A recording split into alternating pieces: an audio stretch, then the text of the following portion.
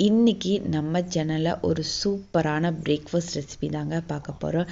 நல்ல soft and ஸ்பாஞ்சியாக rava idli, அதுக்கு side டிஷ்ஷாக க்ரீன் குருமா எப்படி பண்ணலான்ட்டு இந்த வீடியோவில் பார்க்கலாம் வாங்க. ஃபர்ஸ்ட்டு ஒரு அகலமான பாத்திரத்தில் ஒரு 2 கப் அளவுக்கு நான் வெள்ளை ரவை சேர்த்துருக்கேன். நீங்கள் வறுத்தும் சேர்க்கலாம், இல்லை வறுக்காமையும் சேர்க்கலாம். நான் வறுக்காமல் 2 கப் ரவை சேர்த்துருக்கேன். எந்த கப்பில் ரவை மெஷர் பண்ணமோ அதே கப்பில் 4 கப் அளவுக்கு நம்ம தயிர் ஆட் பண்ணிக்கலாம். நல்ல கெட்டி தயிர் வேணுங்கிறது அவசியம் இல்லை, கொஞ்சம் லிக்விடாக இருந்தாலும் பரவாயில்ல. தயிர் ஆட் பண்ணதுமே நல்லா மிக்ஸ் பண்ணி விடுங்க.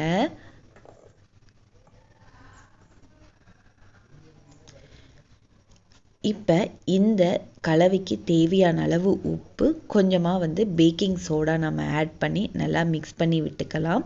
தண்ணி பத்தாத மாதிரி இருக்கிறதுனால ஒரு அரை கப் அளவுக்கு நான் தண்ணி ஆட் பண்ணிக்கிறேன். நல்லா கலந்து ஒரு 15 நிமிஷம் ரெஸ்ட் விட்டுருங்க. நம்ம அதுக்குள்ளே க்ரீன் குருமா ரெடி பண்ணிட்டு வந்துடலாம். கடாய் நல்லா ஹீட் ஆனதுமே 3 ஸ்பூன் அளவுக்கு நான் கடலை எண்ணெய் ஊற்றிருக்கேன். எண்ணெய் நல்லா ஹீட் ஆனதுமே 2 பட்டை ஆட் பண்ணிக்கலாம். கொஞ்சம் தாராளமாகவே ஆட் பண்ணிக்கோங்க.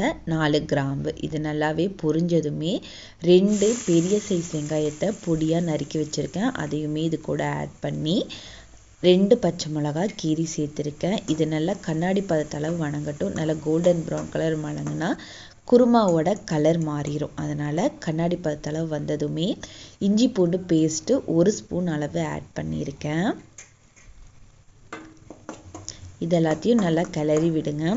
இஞ்சி பூண்டு ஸ்மெல் நல்லா போனதுமே 2 சின்ன சைஸ் தக்காளியை பொடியாக நறுக்கி வச்சுருக்கேன். அதையுமே இது கூட நம்ம ஆட் பண்ணிக்கலாம்.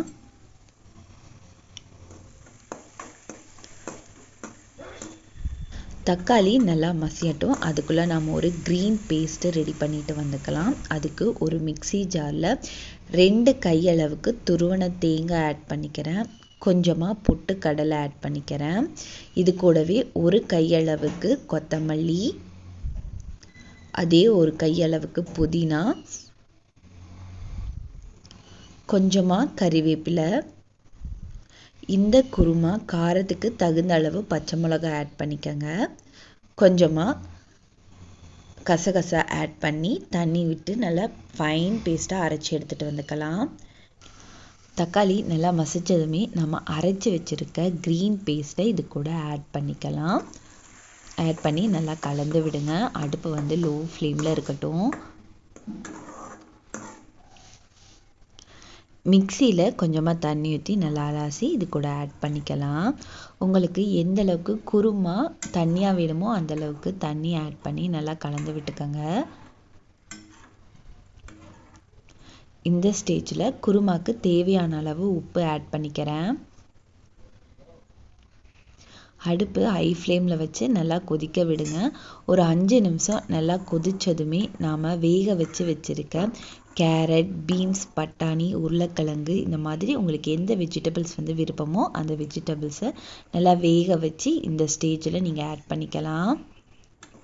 வெஜிடபிள்ஸ் ஆட் பண்ணதுமே குருமா திக்னஸ் கிடைக்கும். அப்போ நமக்கு கரெக்டாக இருக்கும் குருமாவோட பக்குவம். ஒரு 10 நிமிஷம் நல்லா கொதிக்க விட்டு இறக்குனிங்கன்னா நமக்கு வெஜ் குருமா ரெடி ஆயிடுச்சு. லாஸ்ட்டாக கொத்தமல்லி இலை தூவி இறக்கிடுங்க.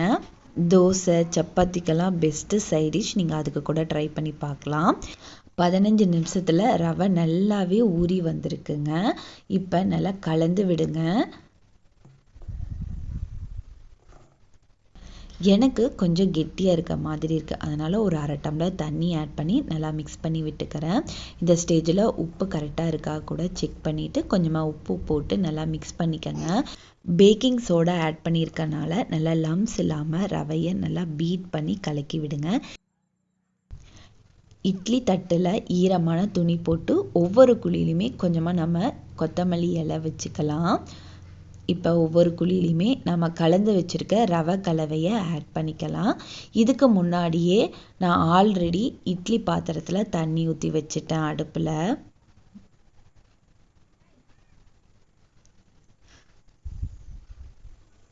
தண்ணி நல்லாவே கொதிச்சிருச்சு. இப்போ நம்ம இட்லி தட்டை இதுக்குள்ளே வச்சுக்கலாம். ஹை டு லோ ஃப்ளேமில் ஒரு 10 நிமிஷம் வேக வச்சிங்கன்னா நமக்கு நல்ல ஸ்பாஞ்சியான ரவா இட்லி ரெடி ஆயிருச்சு. இப்போ வெந்துருச்சான்னு செக் பண்ணிடலாம். ரவா இட்லி நல்லா பூ போல் வெந்து வந்திருக்கு. இதை அப்படியே 5 நிமிஷம் வெளியே வச்சுருவோம். நல்லா சூடாக இருக்கும் போதும் எடுக்கக்கூடாது, நல்லா ஆறுனதுக்கு அப்புறமும் எடுக்கக்கூடாது.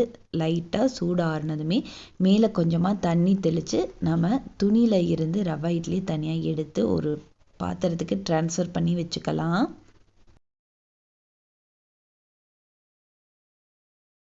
ரவா இட்லி செய்யும் போது மெயினாக பார்க்க வேண்டியது, இட்லி பாத்திரத்தில் வேக வைக்கும் போது அதிக நேரம் வேக வச்சிட்டிங்கனாலும் ரவை நல்லா ஹார்டாக இருக்கும். அதை மட்டும் செக் பண்ணிக்கணும். இந்த ரெசிப்பியை வீட்டில் ட்ரை பண்ணி பார்த்துட்டு எப்படி வந்துச்சுங்கிறத கீழே கமெண்ட் பண்ணுங்கள். இந்த மாதிரி நிறைய குக்கிங் வீடியோஸ் பார்க்கணுன்னா என் சேனல் மறக்காமல் சப்ஸ்கிரைப் பண்ணி லைக் பண்ணுங்கள். தேங்க்யூ.